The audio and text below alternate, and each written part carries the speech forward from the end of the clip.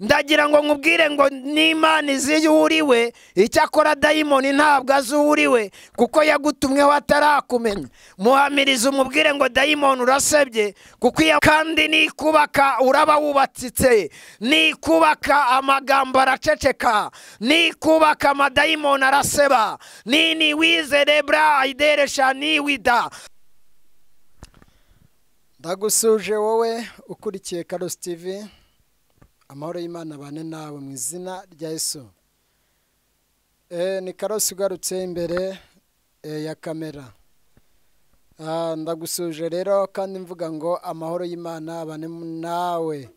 Hari byinshi cyane rero Imana igenda iturinda, ndayishima kuko yandinze, ndetse nkaba ngarutse imbere ya kamera kugira ngo tuvugane ijambo ry'Imana, tuganire, kuko abantu bose bakunda Imana bagira umuco ubaranga. Wa mbere nuko babasha gusuhuzanya, ikabiri nuko babasha guharira Imana urugendo rwabo. Reka rero n'ubundi dusuze abantu bari muri Canada, bari muri Amerika, bari muri Tanzania, abantu bari mu Bwongereza, abantu bari impande zose z'isi, turabasuje mu izina rya Yesu Kristo. Abantu bose turavuga ngo abumva ikinyarwanda mwubahe Imana, natwe tuyubahe, twese tutegereze iherezo ry'uko Uwiteka yagambiriye kutugira, kuko icyo uzaba cyo kiragutegereza. Ni Karosi ugarutse. Amazina ababyeyi banyise ni Uwihoreye, naho pasiteri ryo yanyise ni Faranswa. Nagira ngo rero ngusabe kugira ngo ube umwe muri ba bandi Yesu yatoranije babasha kumukorera umurimo. Tugiye rero kuganira ijambo ry'Imana kugira ngo tubane mu murimo w'Imana bimeze neza. Ngarutse rero nje kugira ngo nkubwire ngo aho wageze shitana kubabaza, uyu munsi nzanye ijambo ry'Imana rivuga ngo Imana isinyuje cyangwa yandukuye urwandiko dayimoni yari yarakwanditseho. Mu izina rya Yesu reka tubanze dusenga Imana, tuyiragize kugira ngo iyobore ubugingo bwacu ndetse n'akanwa kagiye kuyivugira. Mwami Imana, ndagushimiye, uri Imana ifite byose mu kuboko kwawe.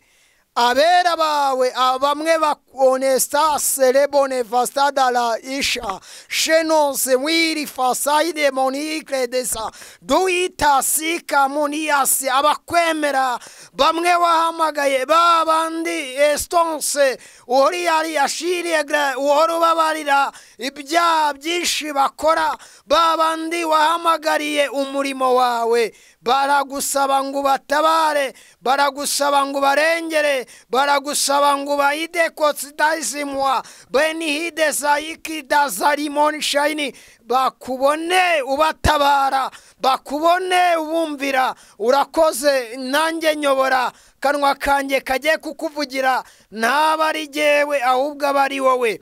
Umwami uyoboye ubuzima n'ubugingo, ndagushime bikore byose mu izina rya Yesu Kristo, amen. Reka dusome ijambo ry'Imana n'ubundi twihuse, riri ahangaha muri Yohana n'ubundi twihuse dusome Yohana mu gitabo cyangwa se mu rwandiko ahangaha mu butumwa bw'isi ko bwanditswe na Yohana, ku bice byaho 19 umurongo wa 10 hari ijambo rivuze ngo, Pilato aramubaza ati, uranyihorera? Nta kabazo, ntuzi yuko mfite ububasha bwo kukurekura, kandi ko mfite ububasha bwo kukubamba. 11 aravuze ngo, Yesu aramusubiza ati, ntiwagira ububasha bwo kugira icyo untwara utabihawe, ngo utabihawe buvuye mu ijuru. Nicyo gituma ukungabije akurusha icyaha. Dusome ku murongo wa 22. Hari ijambo ryavuze ngo,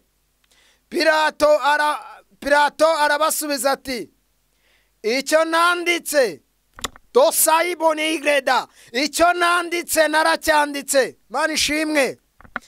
Ndagira ngo rero nkubwire ngo tugiye kugana ijambo ry'Imana rivuga ngo urwandiko dayimoni yari yaranditse rwo kugira ngo akwice cyangwa se agushinje.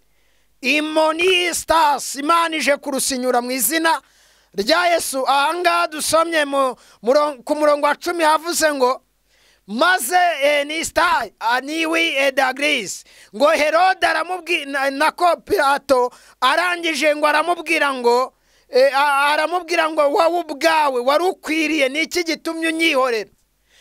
Unyihoreye ubizi yuko mfite ububasha bwo kuba nakukura mbega nagukura ku ngoyi, mbega ntabasha kukubamba, mfite ububasha bwo kukubamba, ariko nunyemerera ndagufasha nkurekure.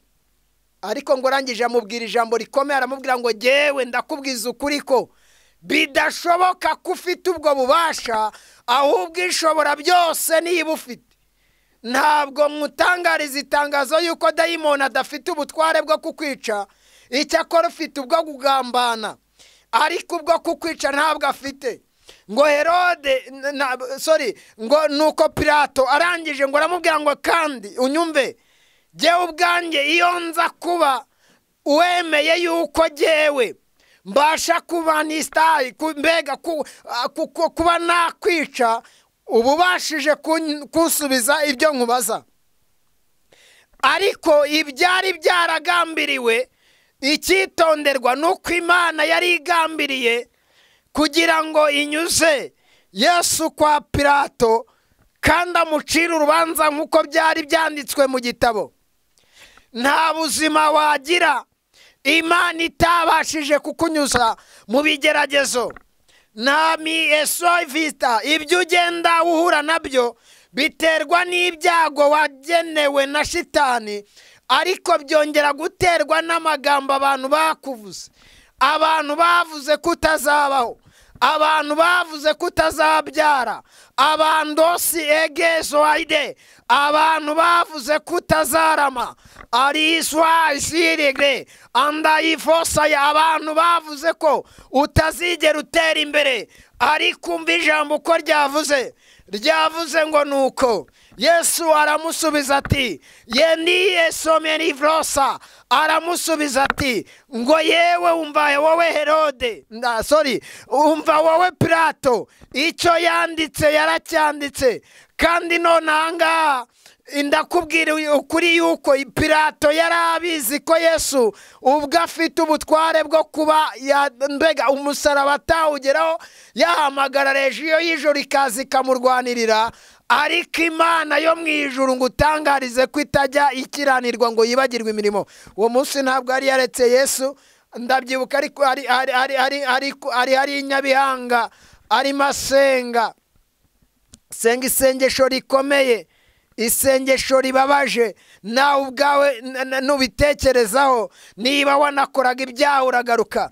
Yarasenze abwira Imana, arayibwira ngo Mana nyakubahwa, je ubwanjye ni stofe zirebra, aba bantu bababarire, aba bantu ntabwo bazi icyo bakora. Ndagutangariza ko dayimoni azi ko we yagushyikiriye, ariko Imana itsinze dayimoni. Imana yongeye kukubaka, mbega nikubaka. Hari amayira afungwa y'abazimu, nikubaka. Amayira ya kanseri arahagarara, nikubaka. Gonita sirivo sayinireta, mbega guhumeka nabi birahagarara, nikubaka. Imyuka mibi yumvaga warabaye umuntu wo gusuzugurwa irahagarara mu izina rya Yesu Kristo.